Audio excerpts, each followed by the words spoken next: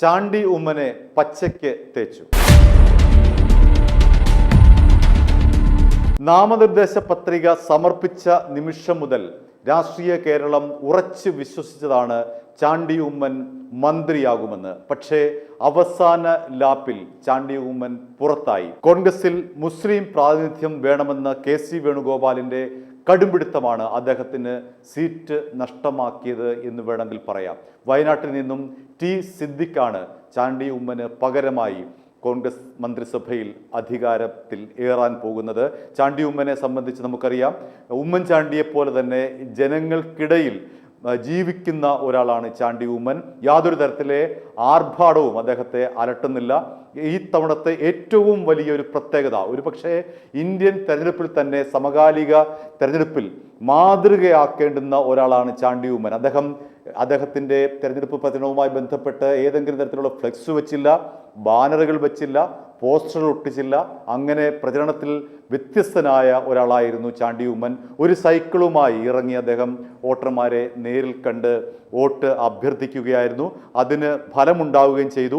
52,907 വോട്ടിൻ്റെ ഭൂരിപക്ഷത്തിന് പുതുപ്പള്ളിക്കാർ അദ്ദേഹത്തെ തെരഞ്ഞെടുത്ത് നിയമസഭയിലേക്ക് വിട്ടു. അവസാന നിമിഷം വരെ അദ്ദേഹം മുഖ്യമന്ത്രിയാകുമെന്നായിരുന്നു രാഷ്ട്രീയ കേരളം വിശ്വസിച്ചത്. എന്നു മാത്രമല്ല, അദ്ദേഹം VD സതീശനുമായി കൂടിക്കാഴ്ച നടത്തിയ ഘട്ടത്തിൽ പോലും ചാനലുകൾ മുഴുവൻ അദ്ദേഹത്തിൻ്റെ പേര് മന്ത്രിസഭയിൽ ഉൾപ്പെടുത്തി കൊണ്ട് ബ്രേക്കിംഗ് ന്യൂസ് നൽകി. പക്ഷേ ഏറ്റവും അവസാന ലാപ്പിൽ അദ്ദേഹം പുറന്തള്ളപ്പെടുകയായിരുന്നു. ആശാ വർക്കർമാരുടെ സമരത്തിൽ ചാണ്ടി ഉമ്മൻ മുൻപന്തിയിൽ ഉണ്ടായിരുന്നു. എന്നു മാത്രമല്ല, കോട്ടയത്തെ മെഡിക്കൽ കോളേജിലെ ഒരു ഭാഗം ഇടിഞ്ഞു വീണ് ബിന്ദു എന്ന് പറയുന്ന വീട്ടമ്മ മരിച്ചപ്പോൾ ആ കുടുംബത്തിന് താങ്ങും തണലുമായത് അദ്ദേഹമായിരുന്നു. അദ്ദേഹം തെരഞ്ഞെടുപ്പ് പ്രചരണത്തിലെ ആർഭാടം ഒഴിവാക്കിക്കൊണ്ട് ലാഭിച്ച പണം കൊണ്ട് അദ്ദേഹം ഉമ്മൻചാണ്ടിയുടെ പേരിൽ വീട് വെച്ചു കൊടുത്ത ആളാണ്. അത്രമാത്രം ജനകീയനായിരുന്നു ചാണ്ടി ഉമ്മൻ. പക്ഷേ നിർഭാഗ്യവശാൽ അദ്ദേഹം ഗ്രൂപ്പ് കളിക്ക് പരാജയപ്പെട്ടു പോയി. VD സതീശൻ്റെ ഒപ്പം നിന്ന് ഗ്രൂപ്പ് കളിച്ചിരുന്നെങ്കിൽ അദ്ദേഹത്തിന് ഒരുപക്ഷെ മന്ത്രിസ്ഥാനം ലഭിക്കുമായിരുന്നു. KC വേണുഗോപാലിനൊപ്പം ചേർന്ന് നിന്നുകൊണ്ട് ഗ്രൂപ്പ് കളിച്ചിരുന്നെങ്കിൽ അദ്ദേഹത്തിന് മന്ത്രിസ്ഥാനം ലഭിക്കുമായിരുന്നു.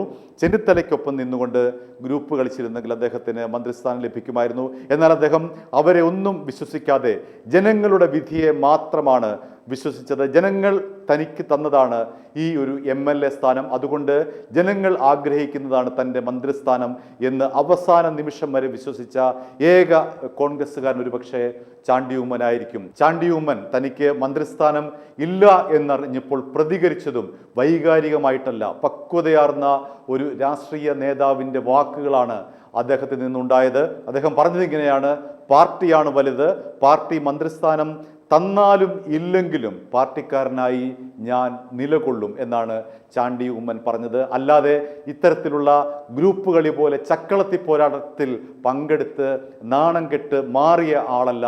അന്തസ്സോടുകൂടിയാണ് ചാണ്ടി ഉമ്മൻ MLA ആയി തുടരുന്നത്. മന്ത്രിസ്ഥാനത്ത് അദ്ദേഹം ഇല്ലാതിരിക്കുന്നതും അതേ അന്തസ്സോടുകൂടി തന്നെയാണ്. i2i News, an eye for truth. i2i News subscribe ചെയ്തിട്ടില്ലാത്തവർ ഇപ്പോൾ തന്നെ സബ്സ്ക്രൈബ് ചെയ്യുക. നോട്ടിഫിക്കേഷൻ ലഭിക്കുവാൻ ബെൽ ബട്ടണും അമർത്തുക.